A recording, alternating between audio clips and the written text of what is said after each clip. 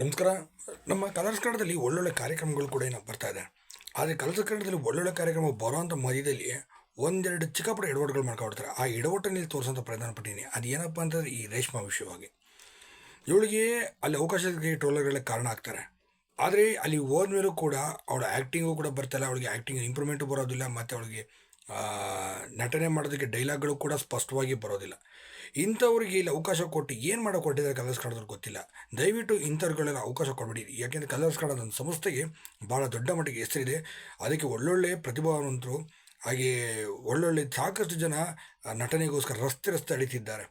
ಆ ಅವಕಾಶಗಳಿಗೋಸ್ಕರ ಬಡವ್ರ ಮಕ್ಕಳು ರಸ್ತೆ ಅಳಿತಿದ್ದಾರೆ. ಬ್ಯಾಕ್ಗ್ರೌಂಡ್ ಇಲ್ಲದೆ, ಟ್ಯಾಲೆಂಟ್ ಇದ್ದರೂ ಕೂಡ ಅವಕಾಶಗಳಿಲ್ಲದೆ ತಿರುಗ್ತಾರಂಥವ್ರಿದ್ದಾರೆ. ದಯವಿಟ್ಟು ಅಂಥವ್ರು ಹುಡುಕಿ ಅವಕಾಶ ಮಾಡಿಕೊಡೋದನ್ನು ದಯವಿಟ್ಟು ಇದು ಮಾಡಿ. ಈ ಥರ ರೇಷ್ಮಾ ಅಂಥವ್ರಿಗೆ ಇವಳಿಗೆ ಆ್ಯಕ್ಟಿಂಗು ಬರ್ದಿದ್ದೊಳಗೆ ಡಬ್ಬಿಂಗ್ ಮಾಡ್ಕೊಂಡು ಈ ಗಂಡನ ಬಾನ ಹಂಗೆ ಮಾಡಿದೆ, ನಾನು ಹಿಂಗೆ ಐತೆ, ಹಂಗೆ ತಿಂದೆ, ಅದು ತಿಂದೆ, ಬಿರಿಯಾನಿ ತಿಂದೆ, ಬಿರಿಯಾನಿಗೆ 2 ಪೀಸ್ ಹಾಕ್ಕೊಂಡು ತಿಂದೆ ಅಂದವಳಿಗೆಲ್ಲ ಕರ್ಕೊಂಬಂದು ಇಲ್ಲಿ ಟಿ ವಿ ಮುಂದೆ ನಿಲ್ಲಿಸಿದ್ರೆ ಅವಾಗ ಏನಾಗುತ್ತೆ ಅಂದರೆ ಇದೊಂಥರ ಮೆಸೇಜ್ ಬೇರೆ ರಾಂಗ್ ಥರ ಪಾಸ್ ಆಗುತ್ತೆ. ದಯವಿಟ್ಟು ಕಲರ್ಸ್ ಕಳೆದ್ರು ಇದನ್ನು ಮತ್ತೆ ಮರುಪರಿಶೀಲನೆ ಮಾಡಿ ಇಂಥವ್ರನ್ನೆಲ್ಲ ತೆಗೆದು ಆಚೆ ಹಾಕೋದನ್ನು ಕಲೀರಿ. ಹಿಂದೆ ನಿವೇದಿತಾ ಗೌಡನೂ ಕೂಡ ಹೀಗೆ ಆ್ಯಕ್ಟಿಂಗ್ ಬಂದಿಲ್ಲ, ನಟನೆ ಬಂದಿಲ್ಲ ಕೂಡ ಅವಕಾಶ ಕೊಟ್ಟರೆ ಅವಳಿಗೆ ಎಲ್ಲ ತನಕ ಕೂರಿಸಿರಿ. ಈ ಥರ ಈಗ ರೇಷ್ಮನ್ನು ಸರಿಯಾಗಿದೆ. ಇವಳು ಆಡೋ ಅವತಾರವ ವೀಡಿಯೋದಲ್ಲಿ ನೋಡಿದ್ರೆ ನಿಮ್ಗೆ ಗೊತ್ತಾಗುತ್ತೆ. ದಯವಿಟ್ಟು ಇಂಥವ್ರಿಗೆಲ್ಲ ಅವಕಾಶ ಮಾಡಿಕೊಡೋದನ್ನು ದಯವಿಟ್ಟು ನಿಲ್ಲಿಸಿ. ಒಳ್ಳೊಳ್ಳೆ ಪ್ರತಿಭಾವಂತರ ಅವಕಾಶ ಮಾಡಿಕೊಡಿ. ಧನ್ಯವಾದ.